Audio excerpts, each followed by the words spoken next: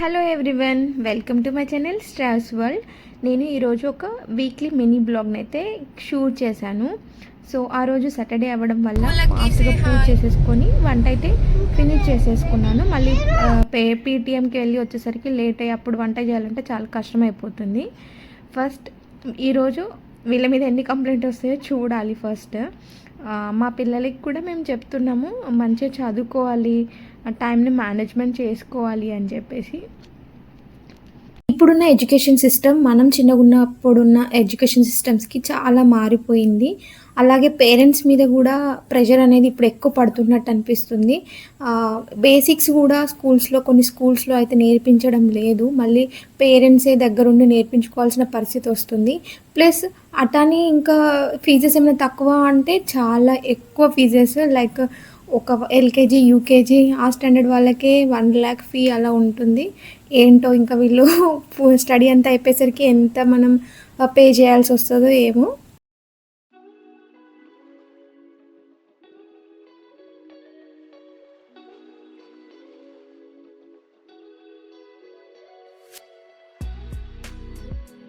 ఇప్పుడు ఎడ్యుకేషన్ అనేది ఒక బిజినెస్ లాగా అయిపోయిందని అనిపిస్తుంది. కొన్ని స్కూల్స్లలో అయితే మారల్ వాల్యూస్ కూడా నేర్పించడం లేదు. చాలా బాధగా కూడా అనిపిస్తుంది. ఒక పేరెంట్ ఏమనుకుంటారు, ఎక్కువ స్కూల్లో ఉంటారు కాబట్టి స్కూల్ నుంచి వాల్యూస్ రావాలని మేము అనుకుంటాం. బట్ టీచర్స్ ఏమంటారు, మాకన్నా కూడా పేరెంట్స్ చెప్తేనే పిల్లలు ఎక్కువ వింటారని వాళ్ళు అంటారు. ఎల్కేజీ నుండే పిల్లలకి ప్రాజెక్ట్ వర్క్స్ అని, ఈ వర్క్ అని, ఆ వర్క్ అని ఇచ్చి వాళ్ళని ఇబ్బంది పడుతున్నట్టు కూడా నాకైతే అనిపిస్తుంది.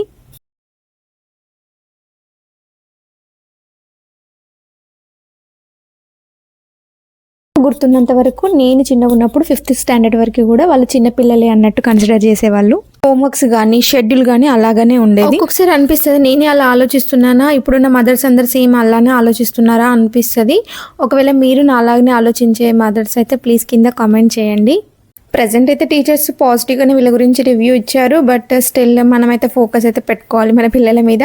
సో అలా పేరెంట్స్ టీచర్స్ మీటింగ్కి వెళ్ళాక ఇంటికి వెళ్ళేసి భోజనం చేసేసి రెస్ట్ తీసేసుకున్నాము. నెక్స్ట్ డే వ్లాగ్ని అయితే కంటిన్యూషన్ చేస్తున్నాను. నెక్స్ట్ డే మా మా హస్బెండ్ వాళ్ళ ఆఫీస్ తరపున మా కాలనీలో చిన్న ప్రోగ్రామ్ అయితే అరేంజ్ చేశారు. ప్రోగ్రామ్ అయితే నాకు చాలా బాగా నచ్చింది.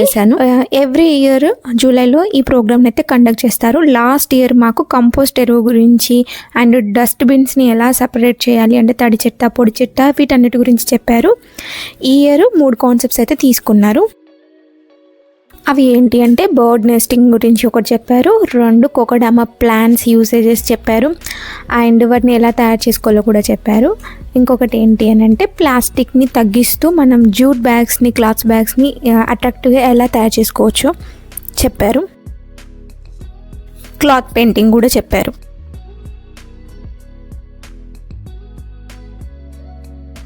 ఈ బర్డ్ నెస్టింగ్ వల్ల మనకి యూజ్ ఏంటి అని అంటే దీని కాన్సెప్ట్ అనేది మళ్ళీ మన మొక్కలకే వస్తుంది. యాక్చువల్గా ఒకప్పుడు మనం చెట్లు అన్నీ బాగా ఎక్కువ ఉంటుండే, మన పొలాలలో చుట్టుపక్కల ఎక్కువ చెట్లు ఉంటుండే, లైక్ వేప చెట్టు, మోదుగ చెట్టు, టేక్ చెట్టు ఇలాంటివన్నీ ఉంటుండే. సో అలాంటి చెట్ల మీద ఎక్కువ బర్డ్స్ అనేవి నెస్టులు పెట్టుకొని ఉంటుండే. అప్పుడు మనం పంట పండించినప్పుడు మొక్కల మీద వచ్చే పురుగులను అలాంటి చిన్న చిన్న వాటిని పక్షులు అనేవి వెళ్ళి ఆహారంగా తింటుండే. బట్ ఇప్పుడు ఈ రోజుల్లో మనకి చెట్లు అనేవి ఎక్కువ కొట్టేయడం అలాంటివి జరగడం వల్ల బర్డ్స్ కూడా పెద్ద రావట్లేదు. సో ఇప్పుడు మనం క్రిములను చంపడం కోసం, పురుగులను చంపడం కోసం పెస్టిసైడ్స్ని అయితే ఎక్కువ యూజ్ చేస్తున్నాం. దీనివల్ల నేల సారం తగ్గుతుంది. నేల సారం తగ్గడం వల్ల మనకు క్వాలిటీ ఆఫ్ ఫుడ్ అయితే రావడం లేదు. ఇదైతే చెప్పారు, వాళ్ళు బాగా ఎక్స్ప్లెయిన్ చేశారు. సో మన వంతుగా మనం మన చుట్టూ ఉన్న ఎన్విరాన్మెంట్ని ఎక్కువ గ్రీనరీగా ఉంచుకోవాలనేది కాన్సెప్ట్. అండ్ గ్రీనరీలో ఉంచుకోవడం అంటే ఏ చెట్టు పడితే ఆ చెట్టు కాదు. జనరల్గా పక్షులు అనేవి కూడా కొన్ని స్పెసిఫిక్ ట్రీస్కి, ప్లాంట్స్కి అట్రాక్ట్ అవుతాయంట.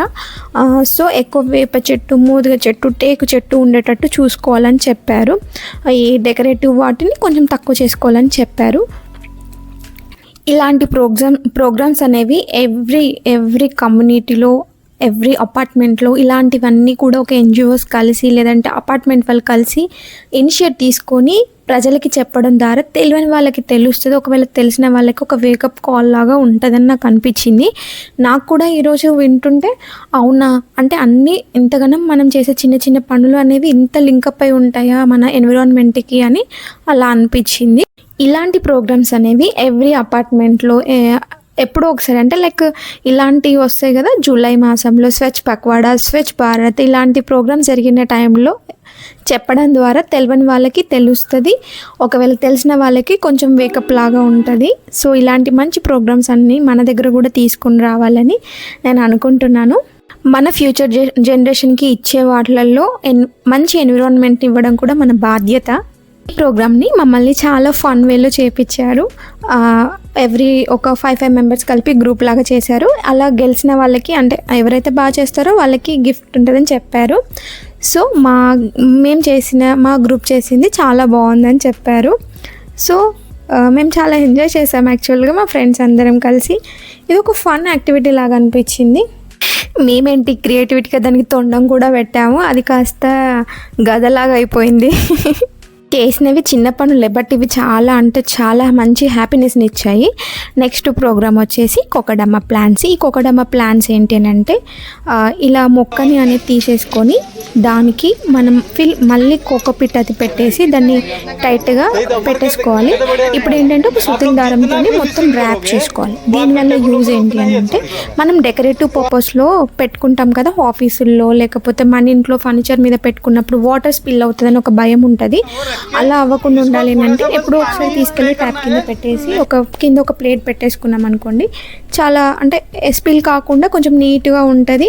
మనం ఈజీగా వాటిని మెయింటైన్ చేయగలుగుతామని ఇవన్నీ చేశాక మాకు భోజనం అయితే పెట్టారు. భోజనంలో చోలే భటోరా పెట్టారు.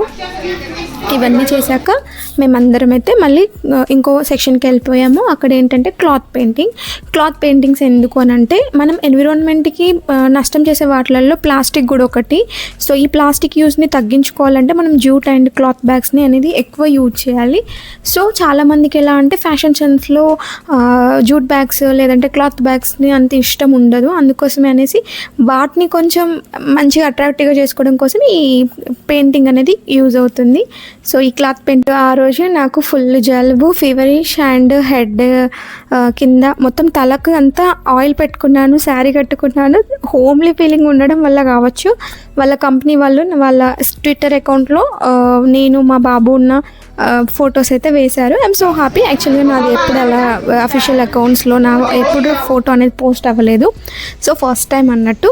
తర్వాత అదే రోజు ఇంకొకటి ఉంటుండే సోషల్ మీడియాలో చిన్న అవేర్నెస్ వీడియో క్రియేట్ చేయాలని. సో నేనైతే నా వంతుగా నేను ఒక అవేర్నెస్ వీడియోనైతే చేశాను. అది మీరు నా షార్ట్స్లో చూడొచ్చు, లేదంటే ఇన్స్టాగ్రామ్లో చూడొచ్చు. ఇదేంటి అంటే అన్ని కాన్సెప్ట్ తీసుకొని చేశాను. ప్లాస్టిక్ని ఎక్కువ యూజ్ చేయొద్దు, డస్ట్బిన్స్ సెగ్రేషన్ ఎలా చేయాలి, వీటన్నింటి కాన్సెప్ట్స్ మీద నేనైతే చేశాను. ప్లీజ్ అదొక్కటి మాత్రం చూడండి. మన పిల్లలకి ఇవన్నీ మనం ఇప్పటి నుంచే నేర్పించాలి. చిన్నవి మనం నేర్పిస్తూ ఉంటే వాళ్ళకి అలా పెరుగుతున్న కొద్దీ అలవాటు అయిపోతూ ఉంటాయి. ఇక్కడ నేను ఏం చేస్తున్నా అంటే చెత్త ఏరుకుంటున్నా. ఎందుకు అని అంటే వీడియో కోసమని. చేసే 30 minutes వీడియో, బట్ దానికోసం నేను కష్టపడ్డది ఒక 2 hours మినిమం. ఎందుకు అని అంటే వీటిని కలెక్ట్ చేయడం, వాటి గురించి ఎక్స్ప్లెయిన్ చేయడం, మళ్ళీ షూట్స్ చేయడం, ఇదన్నిటికీ కొంచెం కష్టమైపోయింది. యాక్చువల్గా తడి చెత్త పొడి చెత్తను ఎందుకు వేట్ చేయాలి అని అంటే తడి చెత్త వల్ల మనకి యూజ్ ఉంటుంది, దాన్ని మనం తర్వాత యూజ్ చేసుకోవచ్చు. వీటి వల్ల వచ్చే కొన్ని గ్యాసెస్ వల్ల మనకి మంచిగా యూజ్ అవుతుంది. ఒక కోకోపిట్ మనం తయారు చేసుకోవచ్చు, అలా యూజ్ అవుతుంది. ప్లాస్టిక్ అంతా ఒక సైడ్ వేయడం వల్ల ప్లాస్టిక్ వాళ్ళు వేరు చేసేటప్పుడు వాళ్ళకి ఈజీగా ఉంటుంది. దాంట్లో బయోగ్రేడబుల్ ఏంటి అంటే అందులో ఎక్కువ మట్టిలో కలిసిపోయేది ఏంటి, కలిసిపోయింది ఏది, వాళ్ళు చూసుకోవడం వాళ్ళకి ఈజీ అవుతుంది. ఈ రకంగా మన హెల్పర్స్కి మనం ఎక్కువ యూజ్ చేసిన వాళ్ళం అవుతాం. అంటే ఇప్పుడు మన కమ్యూనిటీ హెల్పర్స్ ఉంటారు కదా, ఈ చెత్త గార్బేజ్ కలెక్ట్ చేసుకునే వాళ్ళకి మనం హెల్ప్ చేసిన వాళ్ళం అయితే ఒకలాగా. అంటే మనం తెలియకుండానే ఇదంతా మన ఇంట్లో జరగాలి ఈ ప్రాసెస్. సో దట్ వాళ్ళకి చాలా ఈజీ అవుతుందని దీని కాన్సెప్ట్. తడి చెత్త పొడి చెత్త వేయడానికి కూడా 2 డిఫరెంట్ డస్ట్బిన్స్ అయితే యూజ్ చేసుకోవాలి.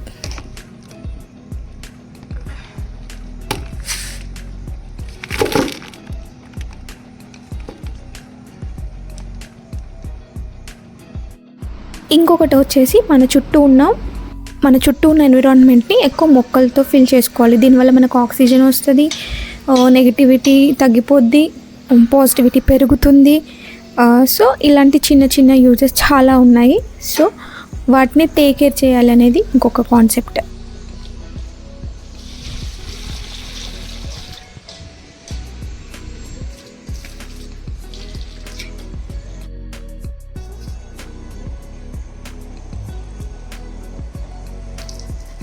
నెక్స్ట్ కాన్సెప్ట్ వచ్చేసి మనం వాటర్ బాటిల్లో స్టోర్ చేసుకొని తాగినప్పుడు ఎక్కువ ప్లాస్టిక్ అనేది యూజ్ చేస్తాం కదా, అలా కాకుండా మీరు స్టీల్ బాటిల్లో వాటర్ అనేది స్టోర్ చేసుకోండి.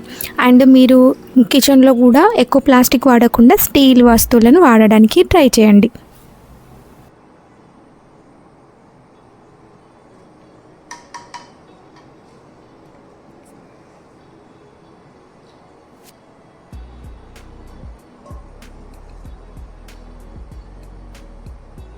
కోర్స్ ప్లాస్టిక్ వాడొద్దు అని అందరికీ తెలుసు. కాకపోతే ఇన్ జనరల్ లైఫ్లో మనకి డైలీ లైఫ్లో కొంచెం మనం ఎక్కువ యూజ్ చేస్తూ ఉంటాం. ఎక్కువ వెజిటేబుల్స్కి వెళ్ళినప్పుడు మార్కెట్లో అట్లా ఎక్కువ యూజ్ చేస్తాం కదా.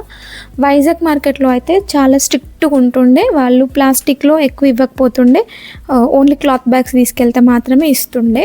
నేను సీతమ్మదారిలో ఉంటున్నప్పుడైతే, ఇప్పుడు ఎలా ఉందో తెలియదు. అన్ని స్టేట్స్లో కూడా అలా వస్తే మన కంట్రీ అనేది చాలా యూజ్ఫుల్ అంటే ఇది నా చిన్న కొడుకు వేసిన పెయింటింగ్. క్లాత్ బ్యాగ్స్ని మనం స్టైలిష్గా కూడా చేసుకోవచ్చు. ఇక్కడ ఎందుకు అంత మురిసిపోతున్నా అంటే ఇది నా చిన్న కొడుకు వేసిన పెయింటింగ్.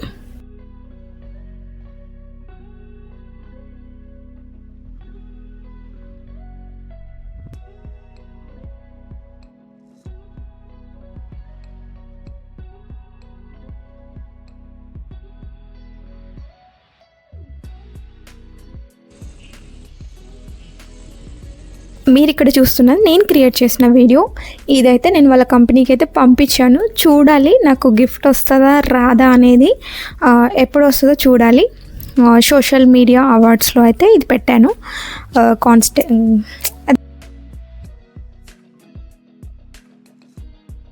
ఓకే, ఈ వీడియోని అయితే ఇంతటితో క్లోజ్ చేస్తున్నాను. ఒకవేళ కనుక మీకు ఈ వీడియో నచ్చినట్లయితే ప్లీజ్ లైక్ చేయండి, కామెంట్ కూడా చేయండి.